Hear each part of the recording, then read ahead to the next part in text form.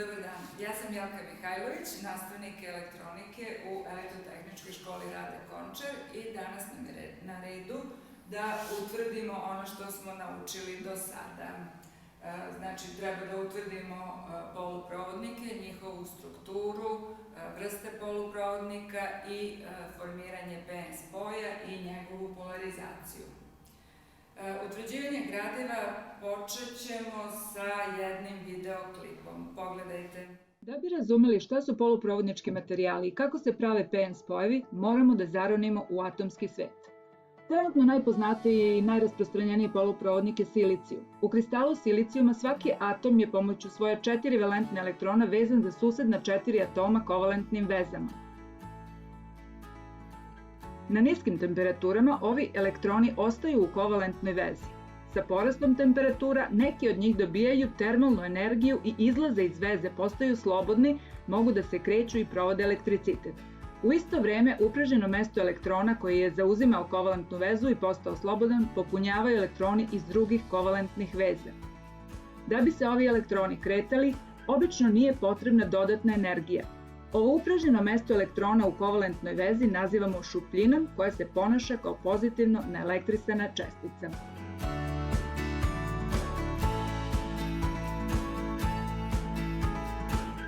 U poluprovodnik mogu da se kontrolisano ubacuju nečistoće ili primese drugi atomi koji zauzimaju mesto atoma silicijuma u kristalnoj rešetki poluprovodnika.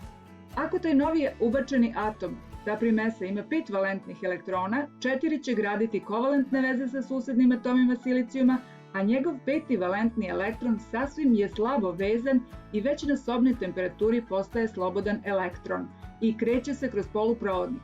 Kada on postane slobodan, atom primese se naelektriše i postaje pozitivan jon.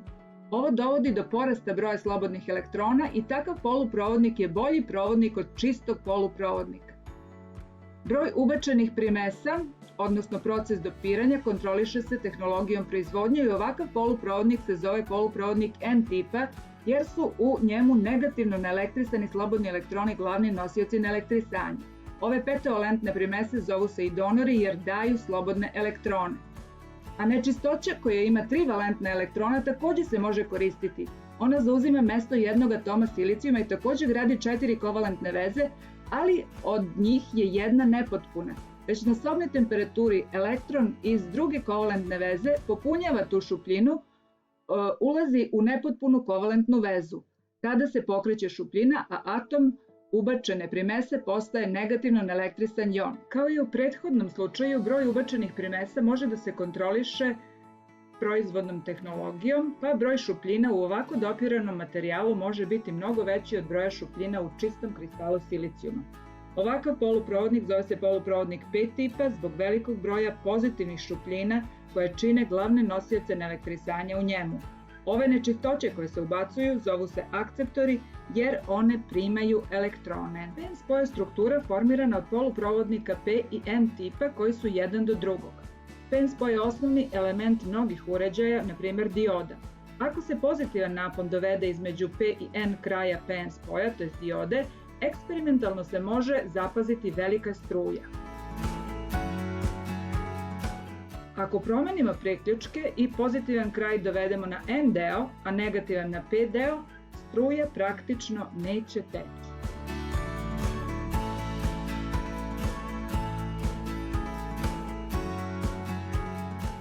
PN spoj ispoljava izrazito asimetrično ponašanje, naime struju provodi samo u jednom smeru.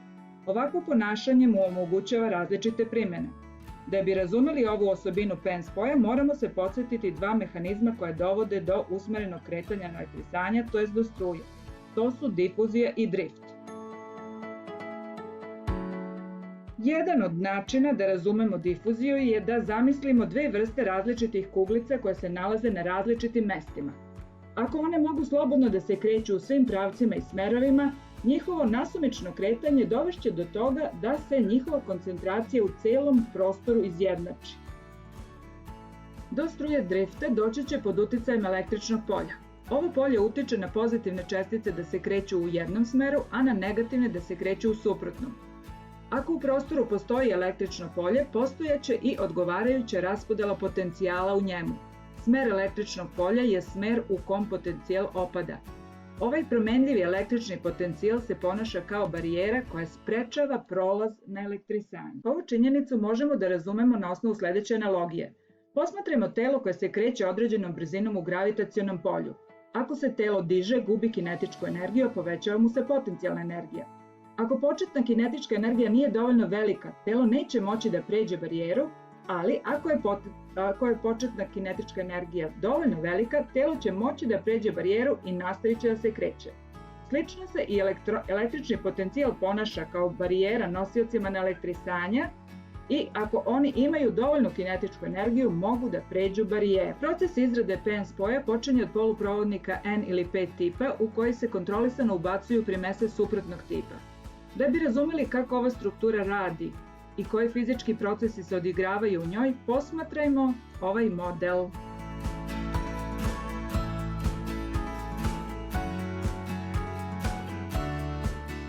U P tipu postoji mnogo veća koncentracija pozitivnih šupljina nego u N delu i zato će one difuziono da se kreću ka N delu. Slično se dešava i sa elektronima kojih ima mnogo više u N delu i koji se odatle kreću ka P delu PN spoja.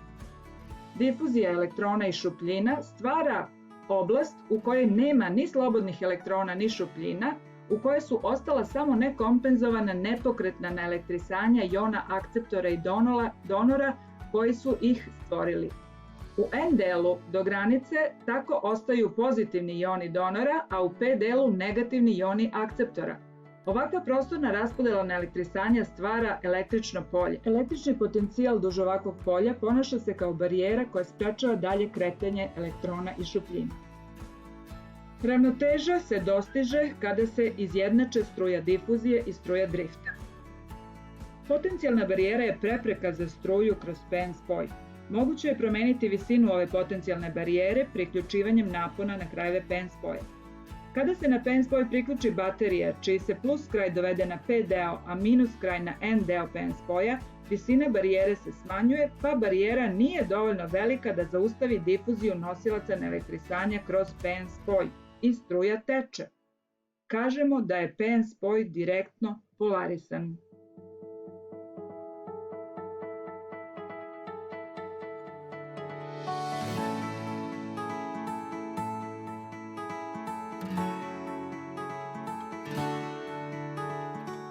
Ako promenimo priključke baterije i njen plus kraj dovedemo na N deo, a minus na P deo PN spoja, povećava se barijera za difuziju elektrona i šupljina kroz PN spoj. Tada je struja zanemarljivo mala. Možemo zaključiti da PN spoj struju provodi samo u jednom smeru kada je direktno polarisan i kada zbog smanjene potencijalne barijere dolazi do naglog porasta struje. Pored toga što je prisutan u nebrojenim elektronskim komponentama i elektronskim kolima, PN spoj se nalazi i u optoelektronskim elementima kao što su LED diode, fotodiode i solarne ćelije.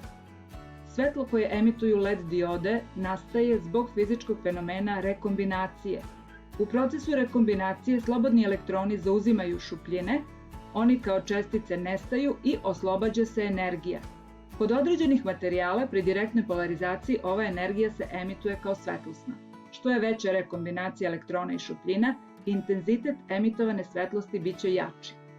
Rad fotodioda i solarnih ćelija zasnovan je na suprotnom fizičkom fenomenu, generaciji. Tako fotoni mogu da proizvode slobodne elektrone i šupljine u parovima, a oni usmereno se krećući dovode do električne struje. Da zaključimo. PN spojevi su svuda oko nas, u našem bliskom ili dalekom okruženju. Izgleda neverovatno da je tako jednostavan uređaj toliko koristan i da toliko mnogo utiče na naše živote. Ja se nadam da vam je sada malo jasnije, a trebalo bi da razjasnimo još svaki od ovih pojmova ponaosob. Dakle, poluprovodnici su elementi i jedinjenja koja se nalaze po svojim osobinama između provodnika i izolatora. Kod provodnika ima jako puno elektrona koji mogu da služe za provođenje struje, dok kod izolatora nema. i poluprovodnici pod određenim uslovima mogu da se ponašaju i kao provodnici, a pod određenim uslovima mogu da se ponašaju i kao izolatori. Najznačajniji poluprovodnici su silicijum, germanijum i galijum arsenid. Inače, poluprovodnici se u prirodi nalaze u obliku kristala. Kristali su čvrsta tela koja se sastoje od atoma koji su raspoređeni u tačno određenim rogljevima, takozvanim rogljevima kristalne rešetke. Generacija i rekombinacija su dva suprotna procesa koja se dešavaju u poluprovodniku. Generacija je proces formiranja elektrona, slobodnih elektrona i šupljina u parovima, kada pod dejstvom neke energije, u pitanju je najčešće toplotna energija, dakle, zagrevanjem poluprovodnika neki od valentnih elektrona dobijaju dovoljnu energiju da raskinu kovalentnu vezu i da se oslobode privlačnog uticaja svog jezgra. Oni postaju slobodni, a za sobom ostavljaju šupljine. Šupljine su po definiciji upražnjena mesta elektrona u kovalentnoj vezi. To u stvari nisu čestice, ali mi ih tretiramo kao pozitivno neelektrisane čestice, jer te šupljine mogu da se kreću, odnosno kreću se elektroni, ali mi to vidimo kao kretanje šupljina. Te šupljine privlače negativne elektrone, zato kažemo da su one pozitivno neelektrisane čestice, odnosno smatramo ih pozitivno neelektrisanim česticama. Trebali bi još da razlikujete slobodne elektrone od drugih elektrona, na primjer valentnih elektrona. Valentni elektroni se nalaze u poslednjem energetskom nivou, u poslednjoj ljusci atoma i oni su najslabijim vezama vezani za atome, ali neki od tih valentnih elektrona mogu da dobiju energiju i da postanu slobodni i oni mogu da se kreću kroz poluprovodnik. Jedino slobodni elektroni čine struju ako se usmereno kreću kroz poluprovodnik. Rekombinacija je proces koji je suprotan od procesa generacije para i pri rekombinaciji elektroni, slobodni elektroni, zauzimaju šupljine i u tom procesu nestaju i slobodni elektroni i šupljine u parovima. Znači, što je veća rekombinacija, broj slobodnih elektrona i šupljina je manji i takav poluprovodnik je sve lošiji poluprovodnik. Difuzija i drift, to su dve vrste, odnosno dva mehanizma usmerenog kretanja nosilaca na elektrizanje u poluprovodnicima. Difuzija je usmereno kretanje slobodnih elektrona ili šupljina, do koga dolazi kada postoji razlika u koncentracijama tih čestica u poluprovodniku. Ako na jednom mestu postoji velika koncentracija, a na drugom mala, čestice će da se kreću sa mesta veće koncentracije ka mestu manje koncentracije, jer postoji težnja da se izjednači koncentracija čestica u materijalu i to usmereno kretanje naziva se difuzija, odnosno difuziona struja. Do struje drifta nastaje kada u poluprovodniku postoji električno polje. Pod dejstvom električnog polja šupljine će da se kreću u smeru polja, a slobodni elektroni će da se kreću u smeru koji je suprotan od smera polja i to kretanje šupljina i slobodnih elektrona činit će struju drifta. Dopiranje je proces kontrolisanog ubacivanja primesa u poluprovodnik da bi se povećala provodnost poluprovodnika.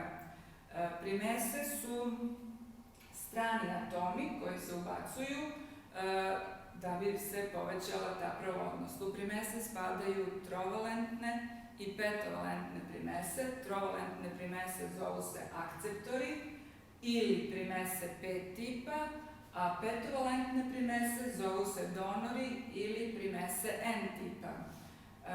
Te trovalentne primese, od kojih su najznačajnije bor, aluminijum, galijum, indijum, one se ubacuju u poluprovodnik i takav poluprovodnik ima mnogo više šupljina, zato što akceptori jako lako zahvataju elektrone i otpuštaju, odnosno kada oni zahvate elektron, oni se negativno naelektrišu, a šupljine postaju pokretne, one se pokreću i dolazi do njihovog kretanja, usmerenog kretanja i takav poluprovodnik je dobar provodnik.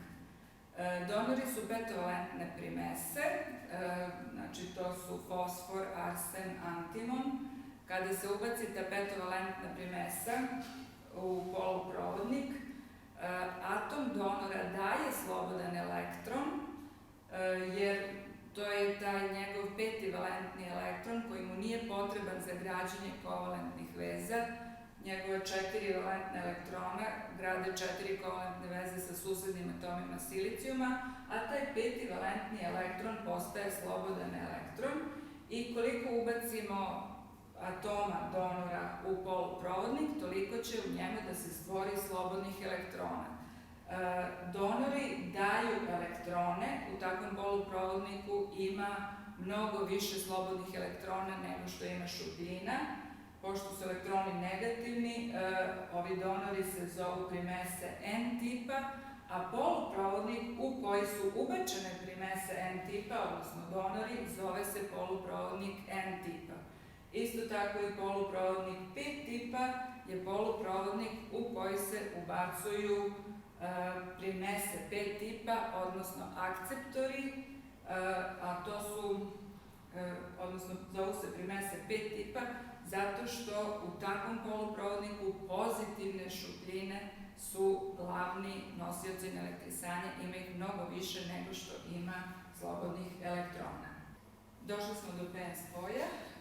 PN spoj je fizički jedinstven komad poluprovodnika koji je sa jedne strane dopiran akceptorima, a sa druge strane donorima i tako je u tom poluprovodniku obezbeđena neravnomerna koncentracija slobodnih elektrona i šupljina. Oblast prostornog tovara je oblast koja se nalazi na samoj granici između P i N dela PN spoja. Ta oblast naziva se još i oblast prostornog elektrisanja, zaprečni sloj, ispražnjena oblast. Taj prostorni tovar ili prostorno elektrisanje čine nekompenzovani joni akceptora i donora.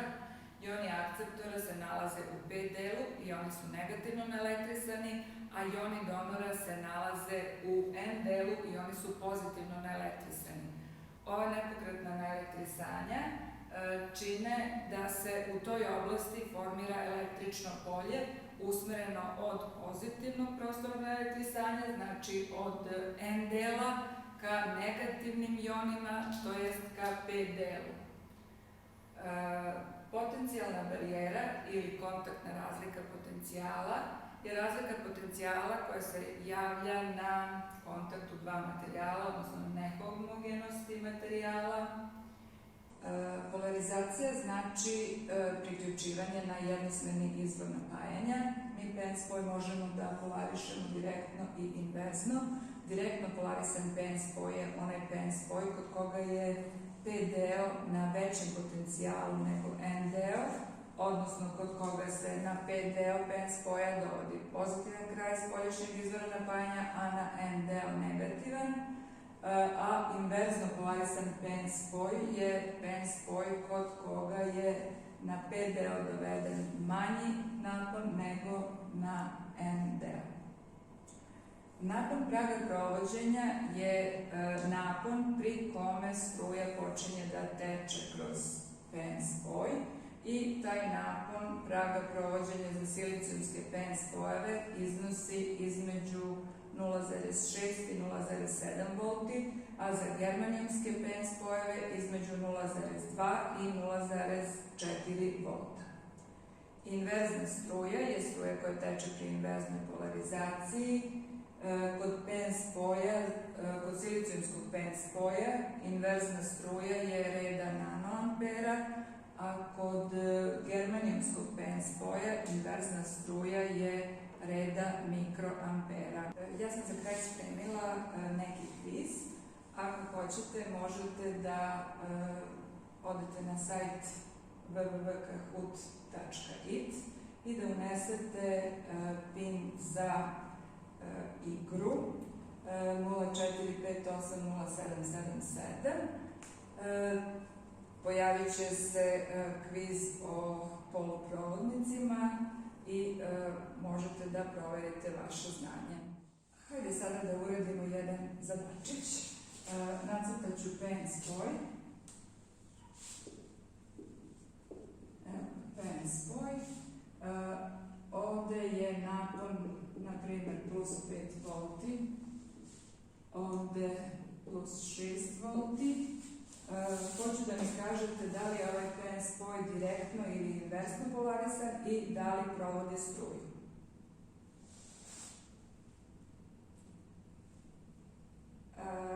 Odgovor je, pošto je na P deo doveden napon od 5 volti, a na N deo 6, potencijal, odnosno napon na N delu je veći od potencijala koji postoji na P delu i ovaj PN spoj je inverzno polarisan i ne provodi struju. Ako bismo doveli ovde napon, na primjer, od 5 volti isto, a ovde od 4,5 volti, kako je polarisan sada PN spoj i da li provodi struju. Sada je na P delu veći napon nego na N delu i ovaj PN spoj je direktno polarisan, međutim, razlika ova dva potencijala je 0,5 volti, što je manje od praga provođenja silicijumskog PN spoja, ako govorimo o ovom PN spoju koji je silicijumski, na primer. U tom slučaju ovaj PN spoj neće da provodi struju iako je direktno polarisan. Kada bi ovo bio germanijumski PN spoj, čiji je prag provođenja manji od 0,4 volta, onda bi struja tekla kroz ovaj germanijumski PN spoj. Dakle, da bi struja tekla kroz PN spoj, napon na P delu treba da bude veći za prag provođenja nego napon na N delu. I da uradimo još jedan zadatak. Imamo opet silicijumski PN spoj. On je povezan u kolo sa nekim otpornikom, čija je otpornost, na primjer, 1 kΩ i jednosmernim izvorom napajanja od 3 volta. Traži se struja kroz PN spoj i pad napona i na PN spoju i na otporniku.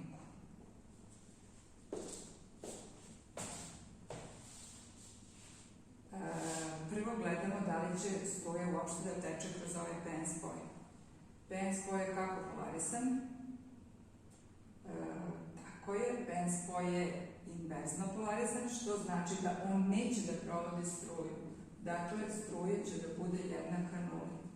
Kada nema struje kroz PN spoj, neće biti ni struje kroz ovaj otpornik, znači struja je jednaka nuli. To znači da će pad napona na otporniku, znači napon od ove tačke do ove tačke, da bude jednak nuli. A pad napona na ovom PN spoju od ove tačke do ove tačke, ovaj napon na PN spoju, pošto struja ne teče kroz njega, ovaj PN spoj se ponaša kao otvoren prekidač. To znači da će pad napona na njemu da bude jednak ovom ovde izvoru od 3 V. Dakle, pad napona na otporniku bit će 0 jer nema struje kroz otpornik, a pad napona na PN spoju bit će 3 V. I da vidimo još jedan primer. Ovde imamo izvor, neka opet budu 3 V, otpornik R od 1 kOhm i PN spoj.